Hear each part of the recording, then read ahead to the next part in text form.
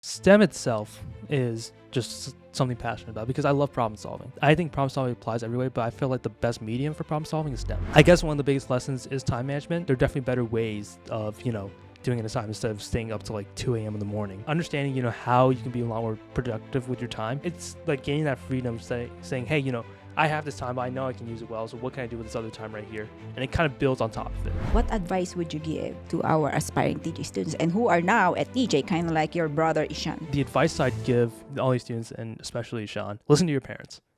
Hi, I'm Krishna and welcome to Learning by Design podcast. I'm joined by my guest co-host, Kyla Pizana. Yeah, and today we have a very special guest, Kunal Saxena, who has been an integral part of Young Scholar Circle or the Masterpiece Academy. And now he's here to share his inspiring story with us. So for yours, as a background, Kunal was our student way back when he was in elementary school. And he did test preparation with us when he applied for Johns Hopkins school and college aptitude test, Iowa algebra aptitude test, all the way to TJ. Okay, now you're going to hear straight from him because I know we have a lot of students who wanted to ask some TJ alumnus and some TJ alumni, and he is one of those alumnus, he and his student. Okay, so let's dive in. Okay, so let's dive in, and this is Kunal Saxena. Hi, pleasure to be here. My name is Kunal, as Ms. Carr put. It's great to be here with Ms. Carr and Kyla as well. I am, as Ms. Carr mentioned, I was a TJ alumni, and I was there from 2018 to 2022.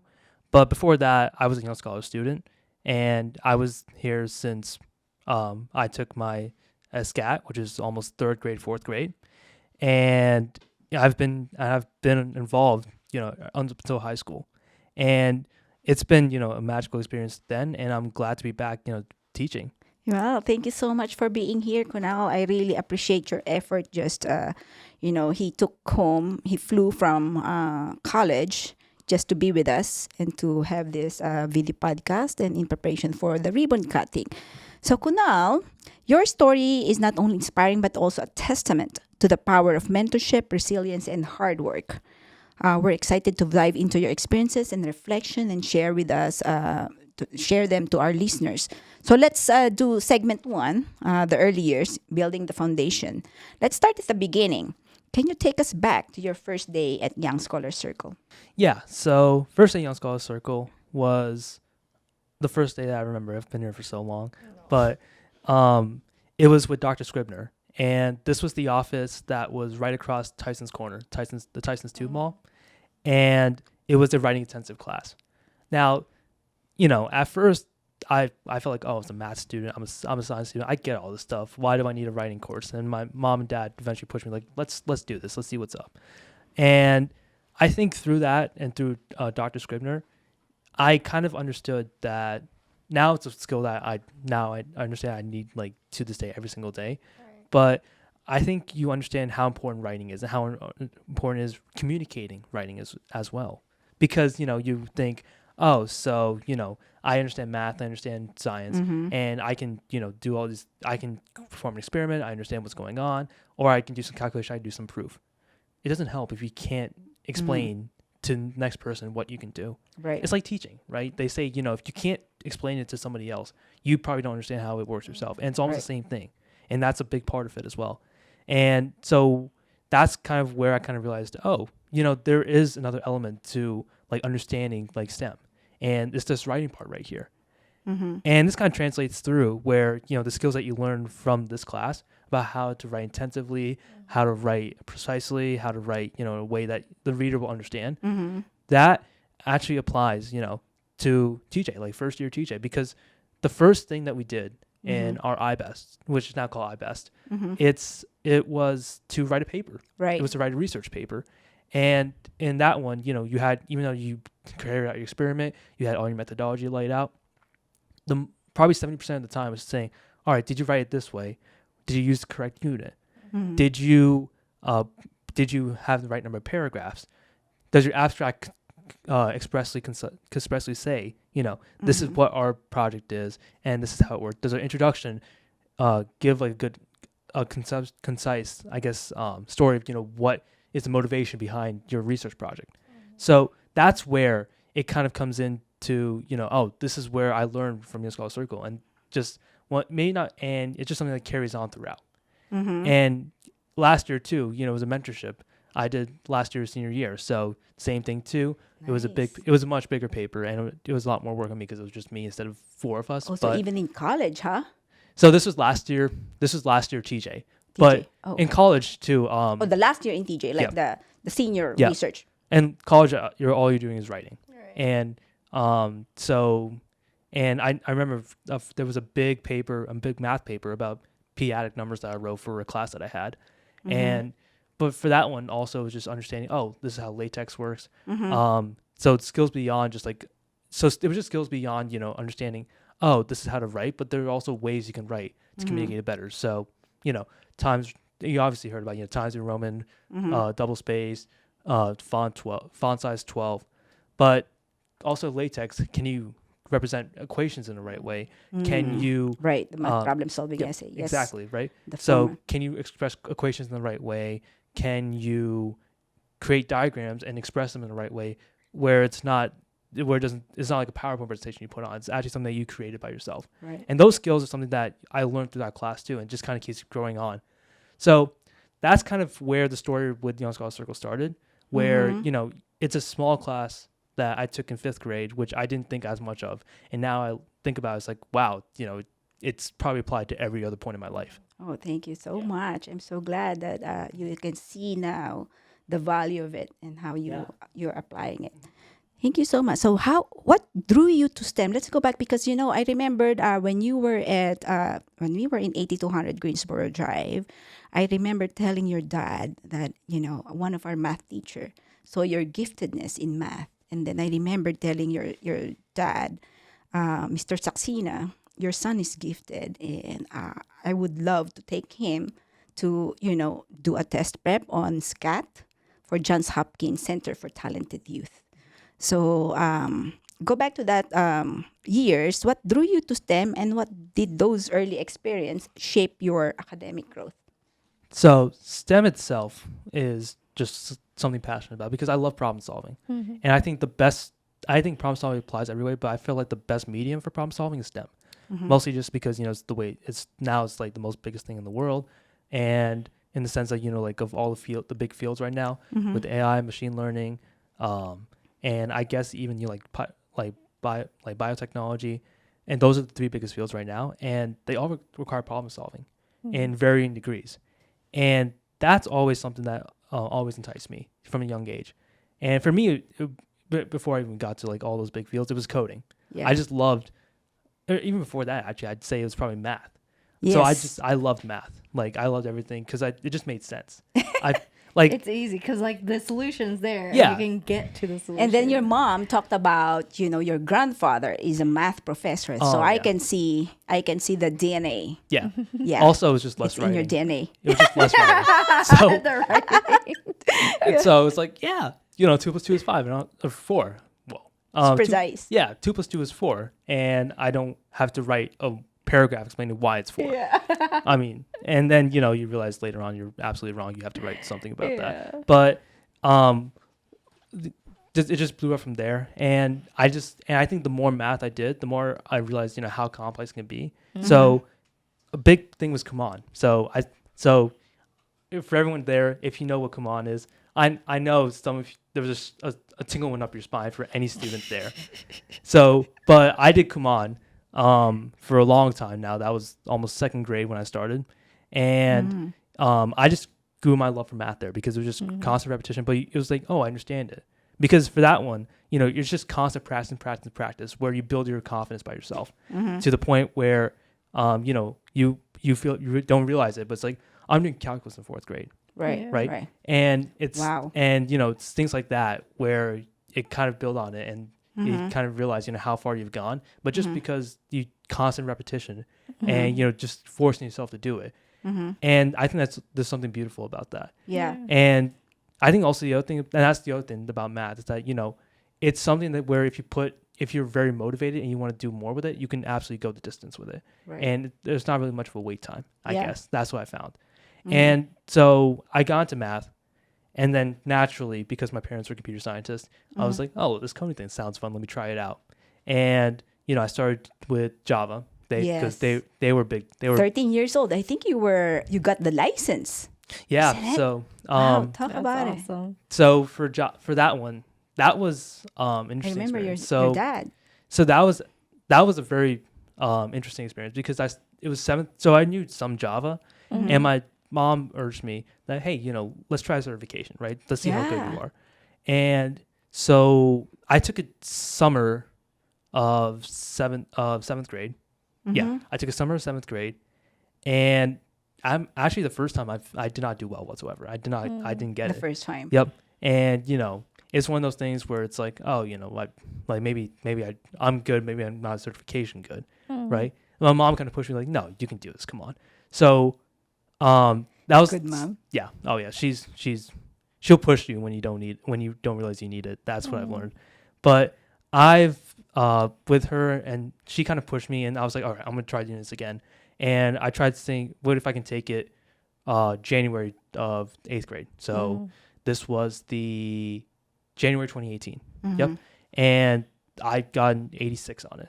Right. So Wow. first time I got a 50, second time I got 86, and the passing grade is 65. Right. Right. It's awesome. I So- was like the youngest one. But I think the biggest thing about that, just that experience, was that it kind of pushed me to saying that, hey, if you put your mind to it and you just learn from your mistakes, you can do anything.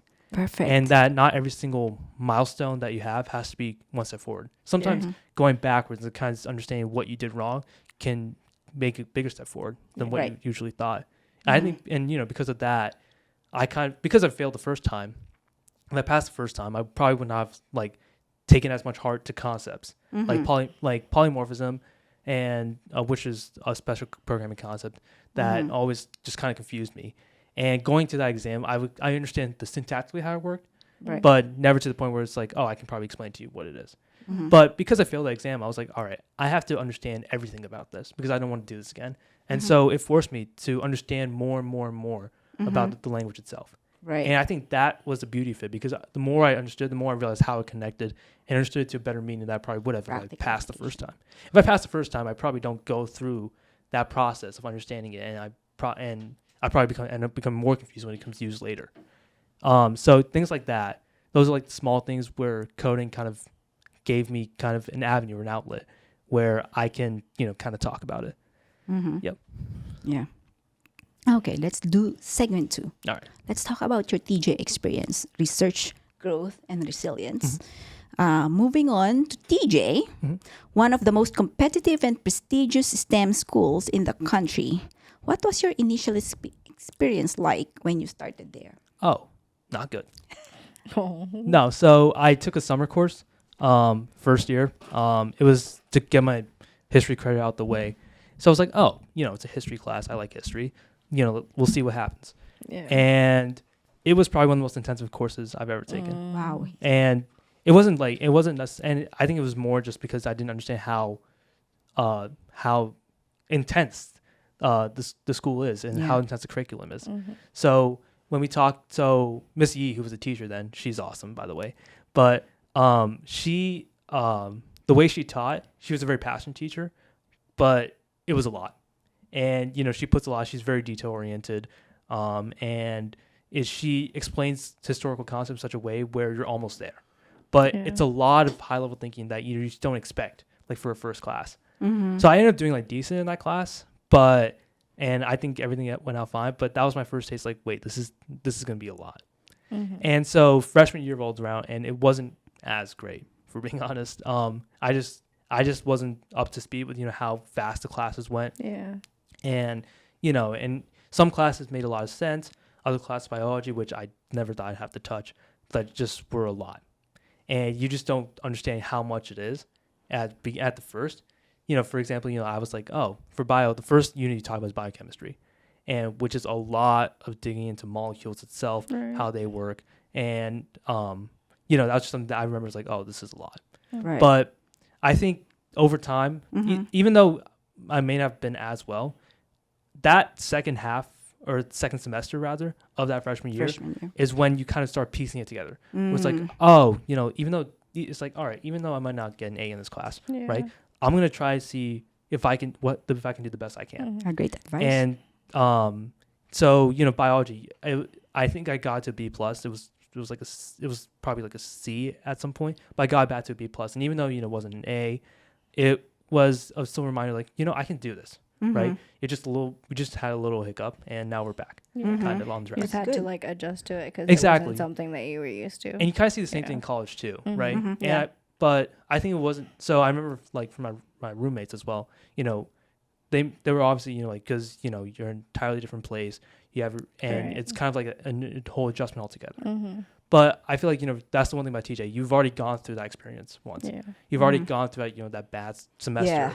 And so Gives when you go you- to college, it's not necessarily that it's going to be like Like as it's not yeah. it's still going to be rigorous, Right, but right. not going to be as much to the Mhm. point where it's like, oh, like this is completely Yeah. new to me. You kind of get what's going on. But Yeah. you basically use like what you learned from TJ, Yes. and then really use that to help you guide you through college. Like Yep. because of that one bad semester, you're like, I know what to expect from. Mm-hmm. I know what I expected from high school, and then now that I'm in college, like I obviously still have to Yeah. adapt Yeah. to my environment, all my different professors, and all Yeah. that stuff. Yeah. But using your past experiences to really drive you to success in the future. Right. Yep, exactly. Is like No. Yeah, I Yeah. heard that from my youngest son too. Stanford is like a piece of cake because I've gone through TJ. So that's a Yeah. good advice for Yeah. our listeners here. Now, TJ places a big emphasis on research. Every TJ student has to go through and then develop their own research in high school, which is somewhat like college or graduate thesis. Can you tell us about your research project? Yeah. So research itself was that was the biggest part of TJ, as you mentioned, and I think it just got more and more intense every year you went up. So as I mentioned, the first year, your freshman year, we did the iBest project, and that was a paper. You were in groups of 4. You had to do a paper. I think it's now called iBest because they include statistics in it. But it's a huge interdisciplinary project that they have, where your biology, your English, and your design and tech teachers all work together, and you're working as a group of 4 in the same project. The first time that you collaborate. Yep, with exactly. them. And Real world. and and that was the first research project. Ours was on salamanders, I remember, and it was about how dissolved oxygen affects salamander larvae population. Oh wow! So that's what I'm teaching with my academies of Cloud and Sacramento. Yeah. yeah, and it is really like one of those things you think about. It's like I Yeah. really like did that because we would actually like freezing winter go to ponds where they were like stratified 6x6 cells, and we would actually go in with like heavy rain boots and actually count them, Wow. which I think was which is one of those things where you realize, oh, I actually did that, and Yeah. you were actually on the field, which is now the boots did not help whatsoever, so I was pretty mad the rest of the day, and so just my legs up till here were just absolutely soaked, which is no fun. But it's just one of those things where you realize, oh, you were actually out on the field like the first year itself, and that's kind of what the magic of TJ and why it's so special. And you kind of have those research projects through and through to the point where it's like, oh, it becomes a little bit more and more intense. And then so for that senior year, Yeah. Senior year. that's the big You're research on your project. own, right? You're on your own. It's your own research project. Now, for me, it was a little different because I got a mentorship. Oh, with- so you avail of the mentorship. So, Okay. So talk for about it. So the mentorship, I was able to work with Dr. Patrick Gillivet at GMU, and it was about how to use like data analysis tools to measure, to measure microbiome analysis. Oh So- my gosh! Wow. So, and that was an unreal experience as well. And so, and that I kind of just helped him on the project as well, and helped him through the samples to kind of understand how to use technologies. And I learned through him. He's absolutely one of the smartest people I've ever met, especially in his field. And learning through him was an absolute joy. But I think the one thing I take away from that is how technologies are used in research projects, how it's a constantly evolving subject. So, for example, I learned about this thing called the MinIon, which is a special device where you essentially take a sample and it essentially reads the proteins for you, like just on the spot. Now it takes a little bit of time. I think it's like a 2.5, 3 hour delay. But I remember I was so invested in that small device. I think I wrote like an entire section about that on my project and I presented it. Yeah. But, and it also interfaces with the Orange tool. So, which was one of those, which is what was used like for allowing you to use data analyses and and it was actually used like, measure the protein levels itself. Yeah. And so things like that was kind of I would say my first step into like the real world and how, it all interfaces out, because you understand, I knew from biology, like how the microbiomes work and kind of like the inner workings of it. But you always like say, all right, what does it look like in the real world? Right. Because it's not like like they actually figured it out and they actually like have done studies to do this. And this just being in the part of one was an absolute experience. Yeah. Breathtaking experience. It's like you learn about the thing, but when you actually like have the hands-on experience, and absolutely. you get to go out in the field, it's like you also just have a joy when learning when you do that instead of just like reading books and things. Yeah, like that. even for the research project, it's not like even for the research project too. I mean, I have a lot of friends who did that as well. But for that one, also it's the same thing too. I guess it's not as involved because for that one you stayed on school. That one I had to actually drive to like GMU, like in Fairfax, which my dad hated because I didn't have my driver's license then. At the time, and so it was like, all right, and I'm a May birthday, so it was up until May where my dad had to basically be with me while I'm driving, which is like the most stressful thing ever because he, when learning when I drive with my dad, it's it's maybe be a better driver whatsoever, but he'd tell me like he'd nitpick me in the worst places possible every time I drive, and it's just obviously to make it better, and also just because he's on the side, and that's just kind of how he is. But that's just something funny that I remember from that experience. But I think just like the experience of just going to an actual university and actually conducting research is an unparalleled experience. There you go. That's good to hear for our aspiring TJ students.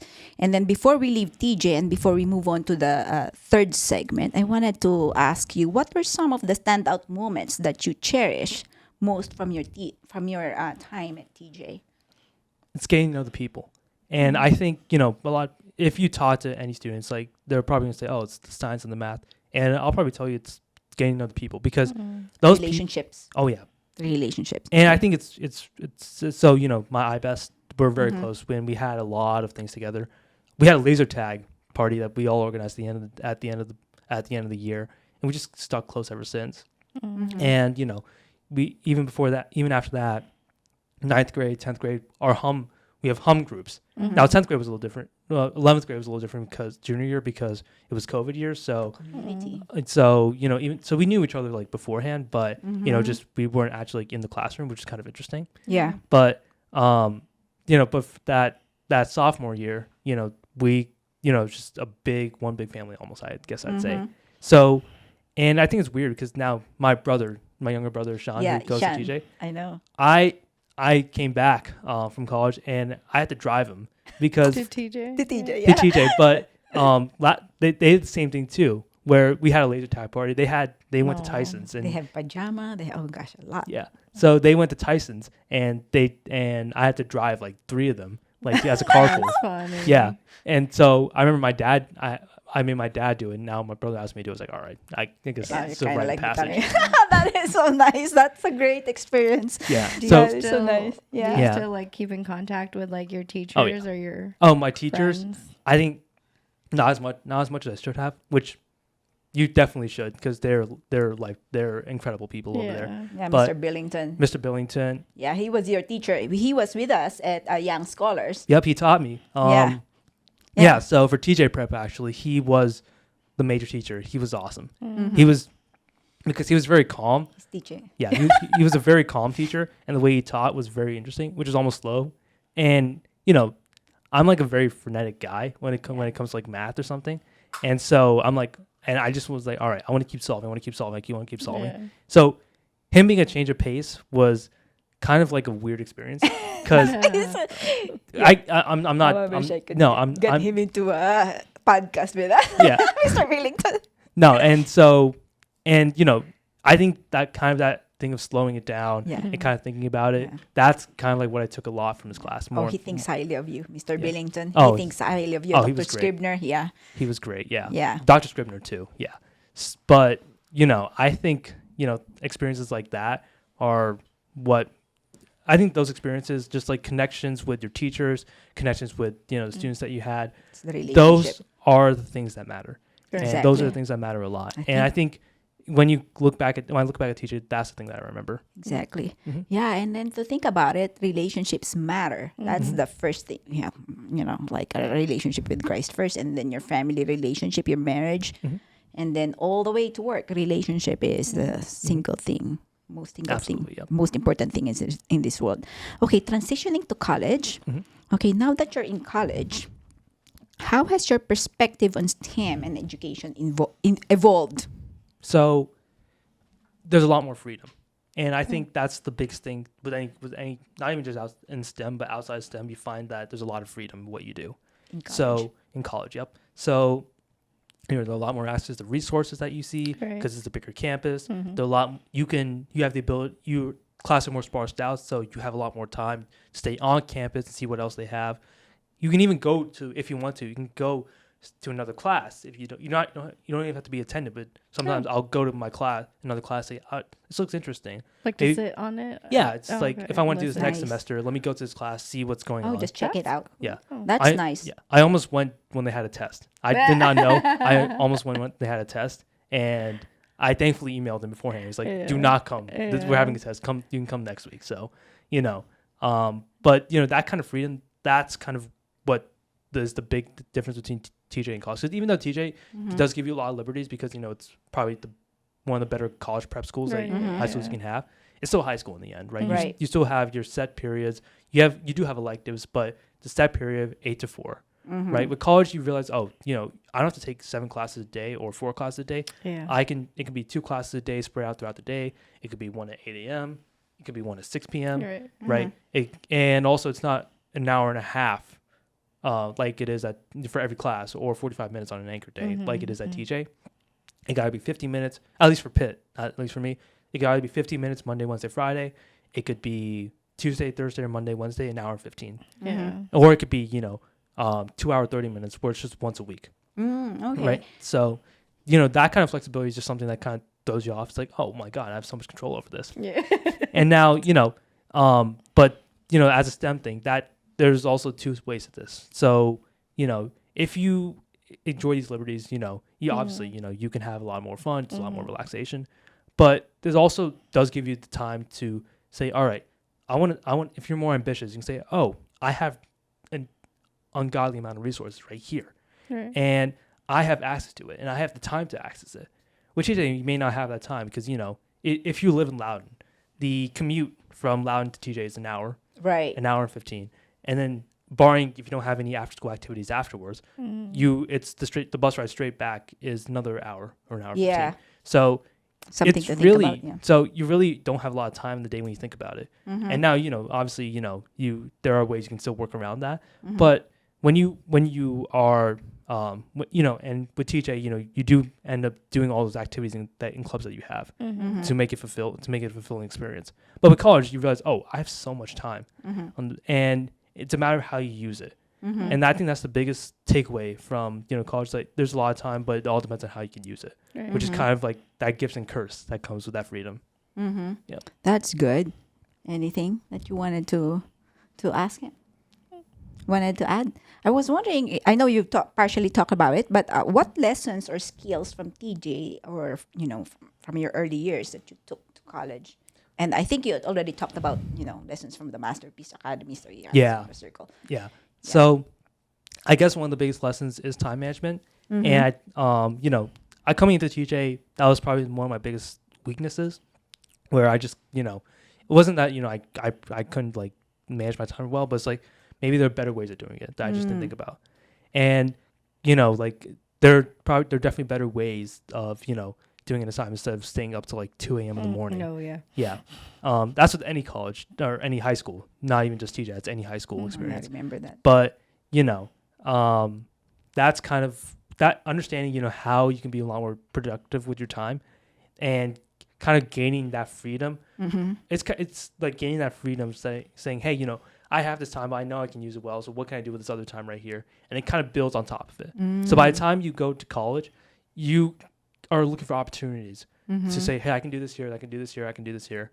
Yeah. And you're already used to it because of TJ. It's really good. So time management, I think, is something that I carry a lot, just outside the skills itself that you learn from TJ. Like do the math. Like obviously, the actual learning done carries throughout. It's going to carry out through the rest of your life. That's how good of a school that it really was. But I think that time management and also I guess relationships as well, as you touched on. Yeah, that. like how to collaborate. Yeah, exactly. You're talking about how collaboration. Right? How to collaborate. I think help being on team projects for a whole year is something that TJ is huge on collaboration. Oh yeah, and that's something that carries out through college. Absolutely. Like not even just like academically, but when you got to find a roommate, right? You have to meet with people. Right. Yeah. And you don't think about it, but it's like I'm using like what I learned from TJ almost everywhere. Yeah, exactly. So that collaboration that we teach in elementary school to middle school to high school really matters. Yeah. Right? I agree. Yeah. So let's move on to the fourth segment, from learner to mentor. So as you all know, Kunal is now a mentor, a teacher, a STEM facilitator and math facilitator here, teacher here at the Masterpiece Academy, giving back. So you've come full circle, returning to the Masterpiece Academy as a STEM or math facilitator. What inspired you to take on this role? And how does it feel now to be a mentor to students who are walking the same path you once walked? Yeah. So as I mentioned, I love problem solving. I mean, that's probably why I'm in the computer science field, because I just love finding problem solving it. And that's any STEM major too. Now, the biggest joy you have in anything that you do is learning. And I think that's why I remember fondly, on those years of, of that year when I was studying for TJ, not just because, of all the relations of what I had, but I was learning. And, the more you learn, the more you understand, the more you realize what you can do with it. Knowledge is power. That's my dad's like constant saying throughout. But, and, goes back. And always having my parents has been great because, you always want to do that, but you always need that push. You always need someone to kind of like say, oh, what if you try this? And you just take it on entirely. And so I think when I thought about it, going back to it's like, I want to give other students that push, right? Because there are there are so many talented students that I've taught, even like, so even before. You did Roblox. I did the Roblox. I did the Roblox. IAT with us. IAT. I've done it twice. And I think every student I've taught has been incredibly talented and incredibly hardworking. And it's been a joy to teach them. But every single time, I think it's the way that they understand. It's the way the more I teach them, the more I understand there's so much more than they give themselves credit for. And I think that's kind of what carries me through. It's like, if I give one person this motivation or this chance to, go on with what he or she has, then, I feel like that's like the most rewarding experience I can get. Very good. That's very insightful. Did you see how when he talks, he goes back to, to his dad, to his mom, and then, to his mentor way back in GMU, to his mentors in Young Scholars at the Masterpiece Academy, and at TJ. So that's how influential educators are and teachers are in the lives of students. And now he's giving back. He is now part of the STEM leader workforce. So so how has your experience as a student shaped the way you mentor and teach others? So, as a student, you kind of, you realize that some teachers, some of them work, some of them don't. Right? No, and I think, like, those are honest conversations you have that, like, you go to a class, maybe this teacher isn't for me. Even in college too, it's like, oh, maybe this teacher, he might be a good teacher, but maybe his style of teaching isn't for me. Right. And, as a teacher, I think, as I taught those classes, one thing I realized is that, not everyone's going to like the way I teach, right? And I think that's just something that, especially when you have like a large audience of students, you can't, like, we have lecture halls like for economics classes at Pitt that are like 90 students. Not every single student's going to be happy the way you teach, Right. but I think the way but you want to try to do your best, and you want to try to be as helpful as you can to any student that you have. And I think understanding too that, like, you can't help everybody is something that's still that kind of like pushes me to say I want to do the best I can. And that's kind of the lesson that you draw from being a student, that, your experiences with teachers, then, maybe you didn't understand something as well, or maybe, this didn't work as well. Kind of picking up on that and those small things that you learn kind of helps you become a better teacher, and saying, okay, let me try this out. Let's see if maybe this works. I know I struggle with it. Because, like I did an essay, I did the IAT, and sometimes, sometimes the students who I teach will give better ways of solving problems than I do. And so, things like that are kind of where you look back and say, this is where I kind of struggled as a kid, but he gets it. Like, he's not going through the same thing I'm going through. Right. And so when you understand that from a student's perspective, that, there's another way of solving that you don't connect with your student with, and there's a connection between student and teacher that you don't realize as a student, that's kind of what gives me a better perspective of why teaching matters and why I want to do this. Right. Yeah. That's very insightful. Yeah, isn't it? Very mature. Yeah. So, what do you find most rewarding about this role? And is there a particular success story or experience with a student that stands out to you? The money. No, I'm kidding. So no, Because we pay a lot. no. So I think the way I learned was through my parents, and I think that's Yes. I think just and it's more an honor to them. Just the way they taught was a way that I didn't expect to work out. Like, not that I didn't expect it to work out, but the fact that carries on to this day is just and the way that their habits, the way they coach me up, Right. and those carry through to the rest of my day, and I guess for the rest of my life. So that's just something that as like when you think about it, it's like, oh, of course that's how they raise you, but you don't realize it when you're going when during that time period, especially like during high school, right? So when I come back to teaching in this sense, that's kind of where my that's just kind of where my headspace is usually with that. And so when you think about it, so Yeah, I think what you're talking about is that reminds me of Dr. Dennis and Barbara Rainey's book, The Art of Parenting. Everything boils down to the family. Yeah, They absolutely. call it the University of Family.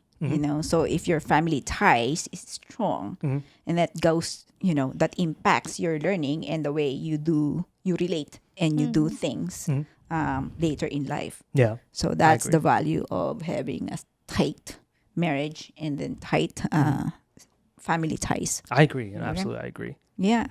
So if you could go back and give your younger self one piece of advice, what would it be and why? Loosen up. And I really do mean this, because Yeah. when you I've gone throughout ever since like I started with the scat, you kind of your milestones are kind of tests, right? Oh, did I pass this achievement? Did I pass this? Did I do well in this test? Did I get in this club? Did I do well And in this like check the competition? box. Right. And it's fun, right? Because it's like, oh, it's competition. And as a student, like, you want to do more. You want to compete and say, oh, I'm like Better than this other, is yeah. in a selfish way, yeah. But I think what you kind of miss out, or like those, especially when you get to college, is that you can breathe. Like, you do have moments where you can kind of breathe in and kind of relax and enjoy yourself. Every season. And I think, when you kind of get that opportunity to rejuvenate, it gives you more of an energy. And where it's kind of this weird thing where if you kind of have this ability to relax, you do a lot better. Right. And you don't realize that where essentially, like, oh, I'm doing this competition. Math counts was one. Math counts, AMC8, that era, and AMC 10, AMC 12, that like math era, it was just constantly like, oh, study for this competition, study for this competition, study for this competition. And you have a great time, But I think you also kind of want, if you look back and you kind of take that small break and you kind of look back at what you've done, and that's kind of where you kind of get more confidence in yourself. Because, you're going to have your days. You're going to have your bad days where, you're studying for that. And, like, let's say you have an AMC 8, it's 25 problems, and it's one day you just get 15 right. Right? And not all of them are good. Yeah. And it's just like, it's a momentum thing, really is. That's the one thing you learn, especially in this condensed period of time where there's so much. Momentum carries through. So, if you have a bad test, sometimes that'll just carry through, right? Or if you didn't do as well on, a writing assignment as you thought you did, that kind of can carry through. But you have to learn how to kind of have that short-term memory and loosen up, where it's like, oh, it happened.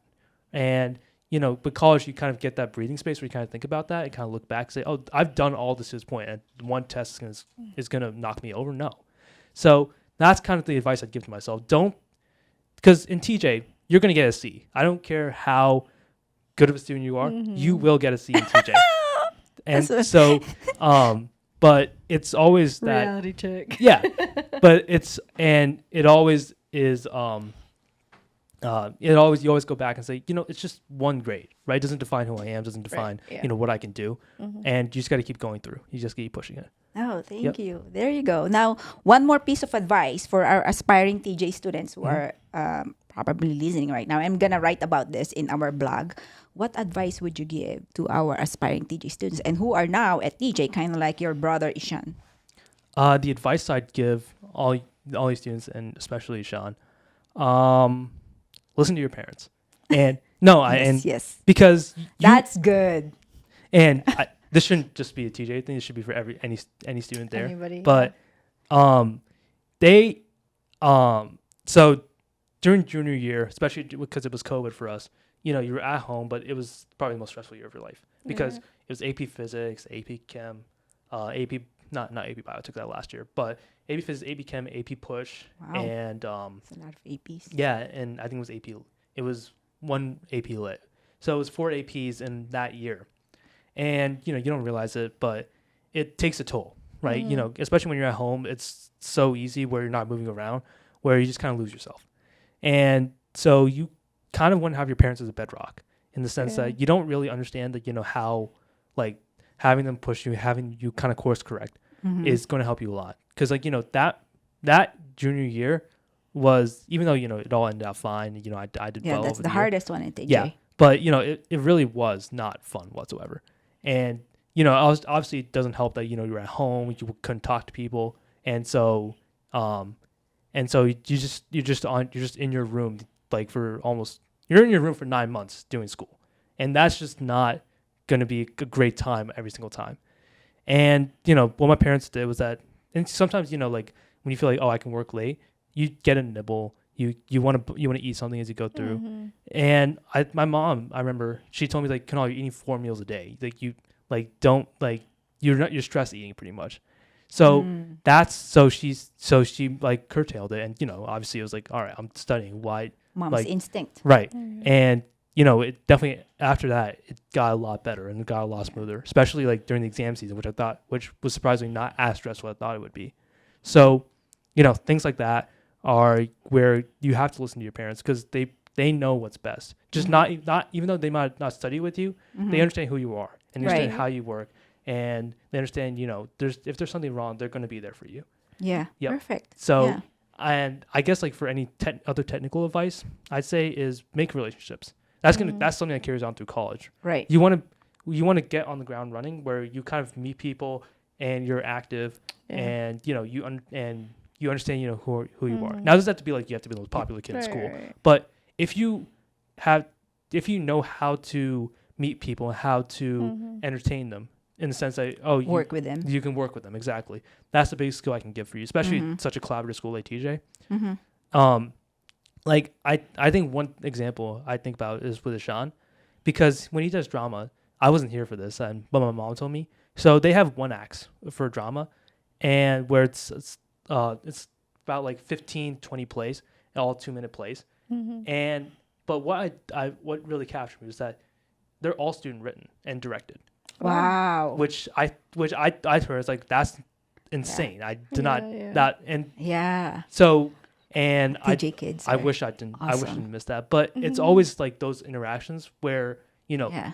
if you all work together, you will come up with something amazing. Yeah. Especially with a school with gifted students like those, including yours. Yep. Yeah. But Perfect. yeah. So I think those. If there was some advice, that's the advice I would absolutely give. Perfect. Now, one last thing about you are now in sophomore college, second year college, third year. Third year, junior. Third year, junior. Yeah. So talk about your internship and your future STEM career. So, And then maybe what advice would you give to aspiring STEM leader like you? Because you're now two more years, and you're now a STEM leader. yeah, that just feels weird to hear. But so I guess like the one thing I'd say would be, let's see, what's a good way to put this?